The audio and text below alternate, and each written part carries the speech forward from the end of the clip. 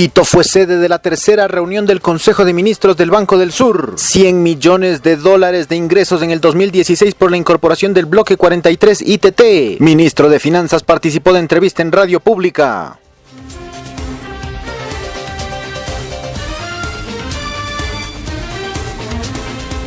Quito fue la sede de la tercera reunión del Consejo de Ministros del Banco del Sur y la tercera reunión ordinaria del Consejo de Administración del Banco del Sur. El encuentro contó con la participación de las delegaciones de Argentina, Bolivia, Ecuador, Uruguay y Venezuela. Además, Brasil asistió como observador, puesto que todavía su Congreso no ha ratificado el convenio constitutivo del Banco del Sur. Las reuniones contaron con la presencia de autoridades de alto nivel, en las que se brindó seguimiento a los acuerdos establecidos en la segunda reunión ordinaria del Consejo de Administración, realizada en septiembre de 2015 en la ciudad de Buenos Aires, con el fin de avanzar en la aprobación de las acciones necesarias para la operación del Banco del Sur. El economista Fausto Herrera, ministro de Finanzas, fue el encargado de inaugurar el evento. A continuación, les presentamos el resumen.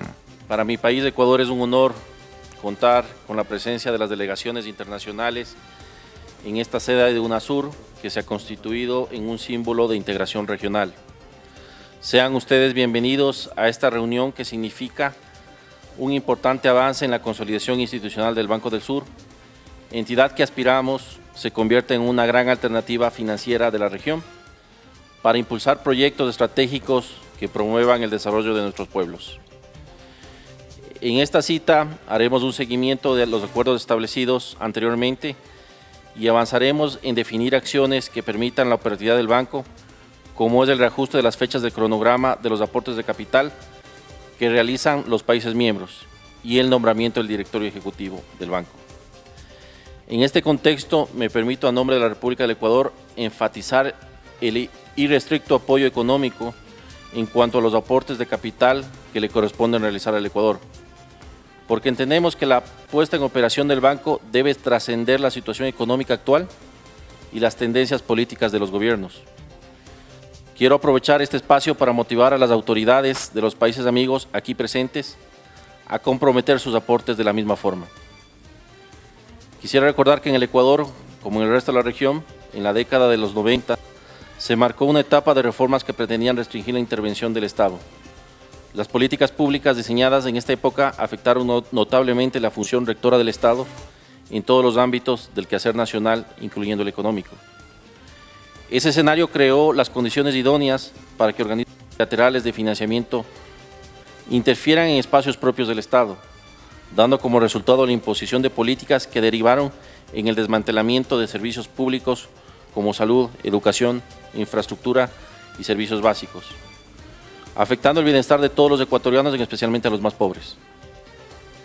El actual gobierno del Ecuador planteó el inicio de su mandato una renovada concepción sobre el Estado y la sociedad que en su conjunto se pronunció a favor de los cambios planteados por un nuevo y renovado Estado, cuando aprobó mayoritariamente una nueva Constitución en el año 2008. Ese fue el punto de partida de inflexión que marcó un hito en la historia de nuestro país, corrigiendo el rumbo y reorientando la recuperación del rol director, regulador y supervisor del Estado. En esta nueva etapa, sentimos que es necesario contar con las herramientas apropiadas para un manejo financiero que responda a las necesidades de nuestros pueblos. En ese contexto, se materializa la creación del Banco del Sur, una institución creada por países sudamericanos para satisfacer los requerimientos de nuestros pueblos y con total respeto a las prioridades y políticas de desarrollo establecidas de manera autónoma y soberana por cada uno de sus países miembros, pensando siempre en el bienestar de nuestros ciudadanos y especialmente de los más pobres. El Banco del Sur es el organismo a través del cual se podrá materializar inversiones y proyectos largamente postergados, pero sobre todo el Banco del Sur constituirá en un eje financiero que permitirá consolidar una integración latinoamericana.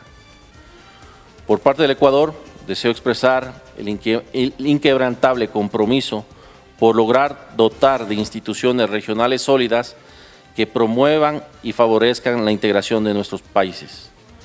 Nuestro objetivo no es solo que Argentina, Bolivia, Ecuador, Venezuela y Uruguay sean parte del Banco del Sur, sino que el resto de naciones miembros de UNASUR se sumen en el corto plazo a esta gran iniciativa.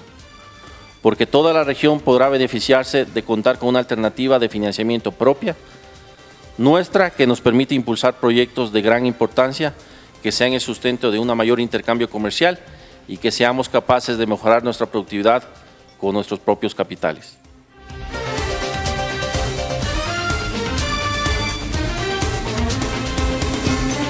El ministro de Finanzas, economista Fausto Herrera, participó en el acto de incorporación del bloque 43 ITT a la producción petrolera nacional. Ello implica ingresos aproximados de $100 millones hasta finalizar el 2016 y de entre 750 y 800 millones de dólares en el año 2017. El vicepresidente Jorge Glass resaltó que este proyecto lo desarrollan ecuatorianos. La proyección de la empresa pública es que el bloque alcance su punto máximo de producción en 6 años, con cerca de 300.000 barriles diarios de petróleo. El costo de producción por barril será inferior a los $12, lo que demuestra la eficiencia alcanzada. El bloque 43 se encuentra ubicado en la provincia de Orellana. Sus reservas petroleras certificadas ascienden a 1.672 millones de barriles, que equivalen a 41% de las reservas de crudo del país. La incorporación de este bloque es parte de la política gubernamental de asegurar la soberanía energética del Ecuador en nuevas áreas que serán aprovechadas durante varias décadas.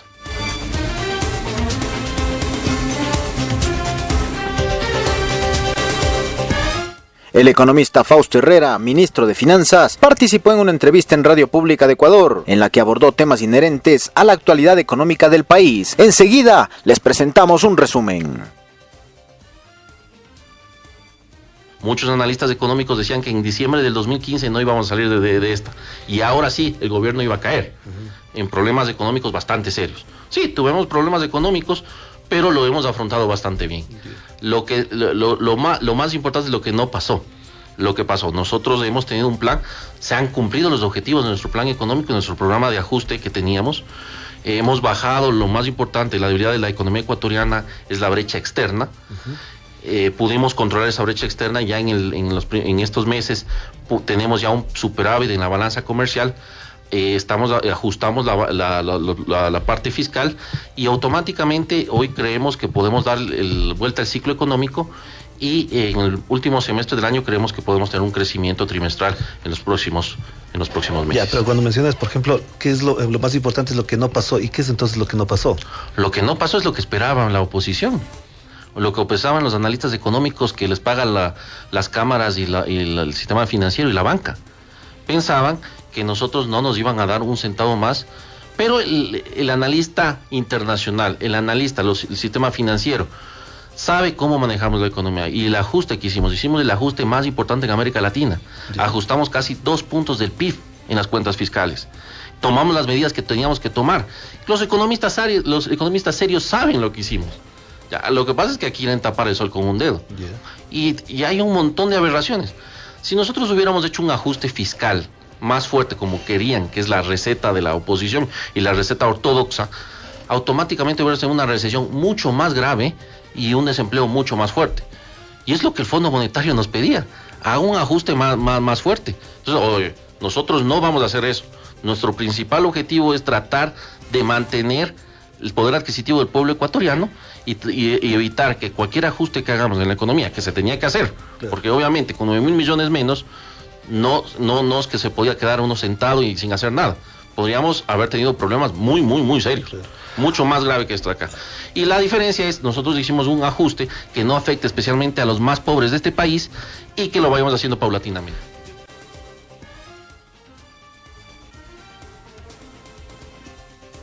A ver, aclaremos una cosa nuevamente, y esto depende mucho del manejo, y es una cosa que el Fondo Monetario tiene dentro de sus políticas. Le habíamos advertido, y yo fui muy molesto, yo soy parte del gobernador del Fondo Monetario, y yo hablé con el Fondo Monetario, las autoridades del Fondo Monetario, muy molesto por ese dato que sacaron. Yeah. Era un dato muy a la ligera, muy mal trabajado, y que era un dato que comenzó en enero del 2016. Sí. La molestia del gobierno fue porque, y el presidente también lo dijo, cuando usted anuncia un dato tan malo, ¿ya?, pasan dos cosas. Uno puede creer el dato o uno puede decir ese dato está mal hecho. Y obviamente pasó lo segundo. Todo el mundo, incluyendo hasta la oposición, en algunos casos sabía que el dato de crecimiento era demasiado conservador. Y lo dijimos como gobierno. Le dijimos, eso no va a pasar. Yeah. Y en abril, después del terremoto que vinieron, abril-mayo que vino, lo corrigieron a 2.3%. ¿Ya? Eso manteniendo ceteris paribus, no viendo la recuperación de lo que iba a pasar en el segundo semestre. Nosotros creemos que ese dato va a ser aún menor y creemos que nuestro dato optimista es menos 1.7, Sí. pesimista, perdón, y creemos que puede mejorar esa tasa de crecimiento. Ya, pero ¿cómo del una PIB? entidad de tal magnitud, de tal fortaleza, de tal importancia se equivoca tanto con respecto a un país que dada que las condiciones, las cifras están ahí? ¿Hay mala fe o hay una técnica mal utilizada? ¿Qué es entonces? A ver, cuando usted pone números, usted puede hacer lo que quiera con los números. Por eso, yo muchas veces pienso, y a veces muchos economistas se olvidan de que la economía es una ciencia social, no es una ciencia exacta. Pero claro, yo para tratar de hacerme el interesante, yo puedo hacer econometría, puedo hacer un montón de cosas, y pongo datos en un modelo y me sale un dato lo que sea. Si yo pongo datos pesimistas, y en este caso el Fondo Monetario aspiraba a que nosotros no podamos conseguir el financiamiento de este año. Entonces, ¿qué es lo que hizo? Y eso también para los analistas económicos del país. El Fondo Monetario dijo, yo voy a recortar todos los gastos porque no vas a conseguir financiamiento. ¿Ya? Recortó aproximadamente 6 puntos del PIB, del gasto público, de una sola. En su análisis. Eso, sí, eso produce recesión, decrecimiento. Eso no entienden la oposición. Piensa, corta el gasto público y adivine qué le pasa a la economía. Entonces dijimos, no, nosotros no vamos a cortar todo el gasto público. Lo vamos a hacer porque no va a haber los suficientes ingresos, pero no agresivamente como tú dices. Ahora, según el FMI, la inversión privada será mayor que la inversión pública en los próximos 5 años. Me atengo al documento del FMI para discutirlo y reflexionar. ¿Qué opinión te merece al respecto? ¿Implica que haya un tránsito hacia una modalidad de crecimiento que no estará basada precisamente en la inversión pública como ha sucedido en los últimos Siempre años? fue planificado así, Orlando. Siempre fue planificado así. Porque nosotros sabíamos que si debemos hacer un gran push, lo que se llama el empuje de la inversión pública, Ajá, pero no podemos mantener todo el tiempo la inversión pública. claro, porque es muy alto Porque eso el costo. significa mayor endeudamiento público. Ajá. Entonces, el endeudamiento tiene que tener un límite.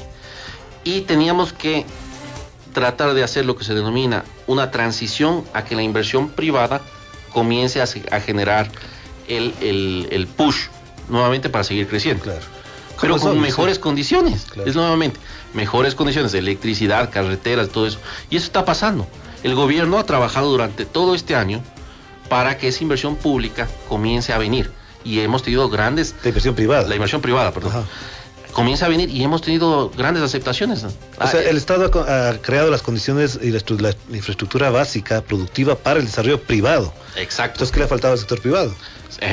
El sector privado, el sector privado nacional queda debiendo mucho a este país.